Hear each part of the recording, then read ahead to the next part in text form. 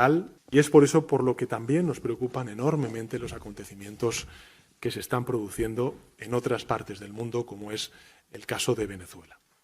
Como saben, el Gobierno de España, desde el primer momento, nunca reconoció al Gobierno de Maduro porque infringió las reglas, porque su elección fue ilegítima y precisamente por ese motivo tampoco puede reconocer la legitimidad de una acción militar que es a todas luces ilegal, que viola el derecho internacional y cuyo único objetivo no parece ser otro que el de cambiar un ejecutivo de otro país para apropiarse de sus recursos naturales. La operación en Caracas supone un precedente terrible y un precedente muy peligroso, un precedente que, por cierto, nos recuerda a agresiones pasadas y que empuja al mundo a un futuro de incertidumbre y de inseguridad como el que ya padecimos tras otras invasiones guiadas por la sed del petróleo. Como tampoco podemos aceptar que se amenace explícitamente la integridad territorial de un Estado europeo como es el caso de Dinamarca. No podemos aceptarlo, no lo vamos a hacer como país, como gobierno. No nos vamos a callar ante violaciones que se están produciendo en el derecho internacional y que, por desgracia, cada vez son más recurrentes. Efectivamente, me voy a reunir con la mayoría de los grupos parlamentarios de la Cámara a partir del próximo lunes y, efectivamente, lo haré para informar sobre los avances sustantivos que se han producido dentro de los trabajos que llevamos más de un año desarrollando a nivel técnico todos los Estados miembros de esta coalición de voluntarios. Creo que es muy importante recordar varias cuestiones sobre estos 4 años de guerra. Primero, que estamos ante una oportunidad, que por tanto hay una puerta abierta a la esperanza para que el año 2026 sea el año que acabe con esta guerra en Ucrania. Por tanto, en coherencia, España, como gran país europeo, por supuesto que dice que sí a participar. Si se produce ese alto el fuego y por tanto se abre la oportunidad de consolidar la paz y de acabar definitivamente con la guerra, en el frente oriental, en este caso de Ucrania, a participar en esos dos ámbitos. Uno, el de la reconstrucción, con recursos económicos a través de la Unión Europea y también los que podamos dar nosotros bilateralmente. Y dos, contribuyendo a esas garantías de seguridad. Esas garantías de seguridad están aún por definir y respecto a Venezuela, sí le puedo confirmar que evidentemente la intención que tengo como presidente del Gobierno es la de tener una interlocución tanto con la oposición venezolana, en este caso con el líder de la oposición venezolana, Edmundo González, que vive, por cierto, en España, como con la actual presidenta Delcy Rodríguez de Venezuela. Porque creo que España puede jugar un papel de mediación, de contribución a que se sustancie una transición que acabe en unas elecciones limpias, libres, donde el pueblo venezolano pueda votar en libertad y decidir libremente sobre su futuro. Lo he dicho antes en mi intervención, no reconocimos al régimen de Maduro por considerar que no se habían respetado las reglas, y además así lo atestiguó también Naciones Unidas en el informe que se hizo sobre las elecciones, las últimas elecciones presidenciales en Venezuela. En segundo lugar, una ilegitimidad no puede ser respondida con una ilegalidad al derecho internacional, que es lo que ha sucedido durante estos últimos días en Caracas.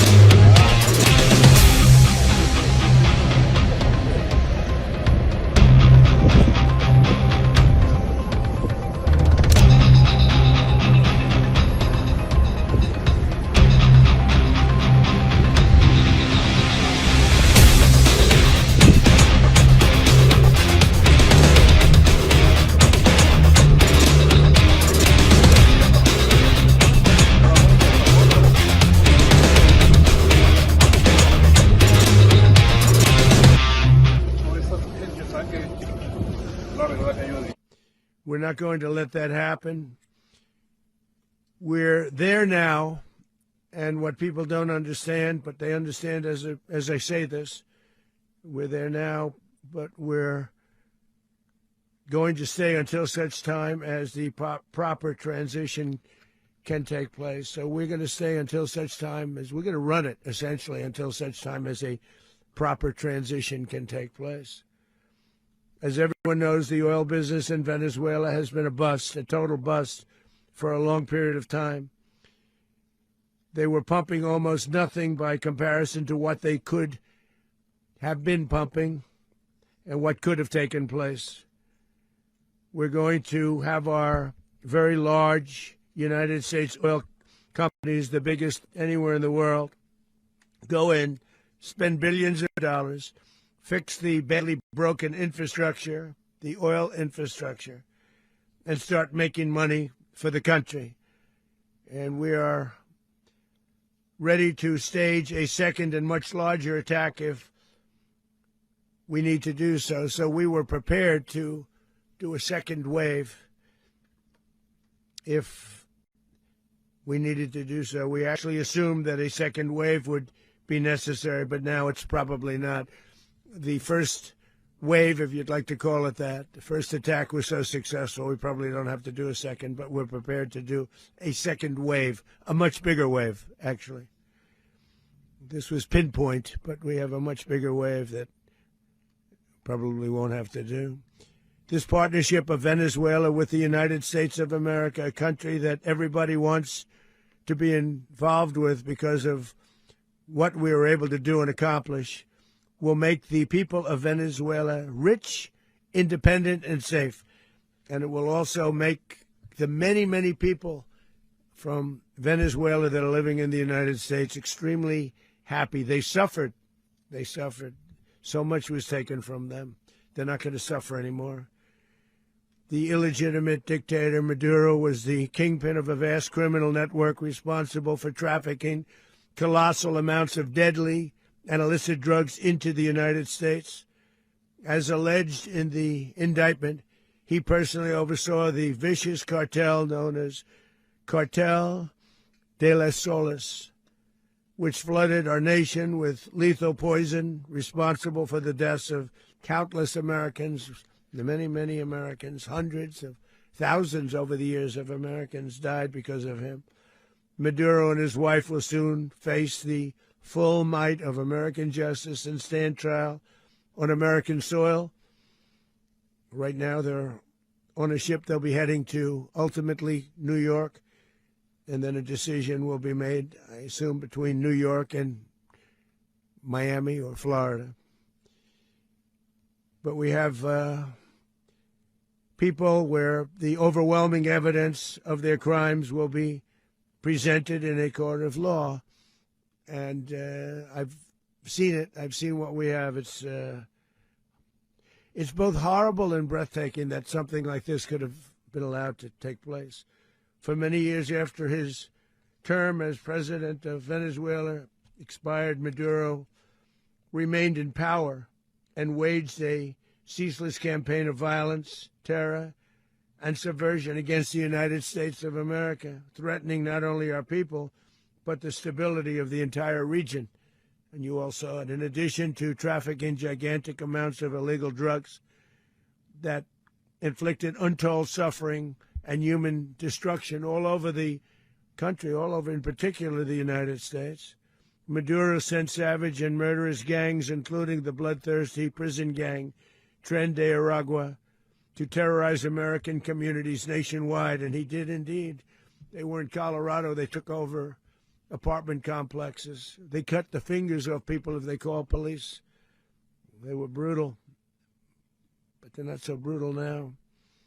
And I just have to congratulate our military, Pete, and everybody, and our National Guard, because the job that they've done, whether it's in Washington, D.C., where we have a totally safe city, where it was one of the most unsafe cities anywhere in the world, frankly, and now we have no crime in Washington, D.C. We haven't had a killing. We had the terrorist attack a few weeks ago. A little bit of a different kind of a a threat. But we haven't had a killing in a long period of time, 6, 7 months. We used to have two, on average, 2 a week in Washington, our capital. We don't have that anymore. The restaurants are opening. Everyone's happy. They're walking their daughters. They're walking their children, their wives. They walk to restaurants. Restaurants are opening all over Washington, D.C. So I want to thank the National Guard. I want to thank our military. And I want to thank law enforcement. It's been amazing. And they should do it with more cities. We're doing it, as you know, and we're doing it in Memphis, Tennessee right now, and crime is down. We've just sort of started a few weeks ago, but crime is down now 77%. And the governor of Louisiana called, great person, and he wanted us to help him, as you know, in a certain very nice part of Louisiana. And we have done that. And it was a rough section, and we have crime down. I understand it's down to almost nothing already after 2.5 weeks. New Orleans, it's down to almost nothing, and we've only been there for 2.5 weeks. Can't imagine why governors wouldn't want us to help. We also helped, as you know, in Chicago, and crime went down a little bit there. We did a very small help because we had no working ability with the governor. The governor was a disaster, and the mayor was a disaster. But it knocked down crime. But we're pulling out of there. When they need us, we'll know. You'll know. You'll be writing about it. And likewise, Los Angeles, where we saved Los Angeles early on, where the head of the police department made a statement that if the federal government didn't come in, we would have lost Los Angeles. That's long after the fires. That's when they had the riots in Los Angeles. We did a great job. Got no credit for it whatsoever, but that's okay. It doesn't matter. We don't need the credit. But we'll be pulling out when they need us. They'll call, or we'll go back if we have to. We'll go back. But we did a great job in various cities. But the place that we're very proud of is Washington, D.C., because it's our nation's capital. We took it from being a crime-ridden mess to being one of the safest cities in the country. But the gangs that they sent raped, tortured, and murdered American women and children. They were in all of the cities I mentioned, Tren de Aragua. And they were sent by Maduro to terrorize our people, and now Maduro will never again be able to threaten an American citizen or anybody from Venezuela. There will no longer be threats. For years I've highlighted the stories of those innocent Americans whose lives were so heartlessly robbed by this Venezuelan terrorist organization. Really one of the worst. One of the worst, they say the worst.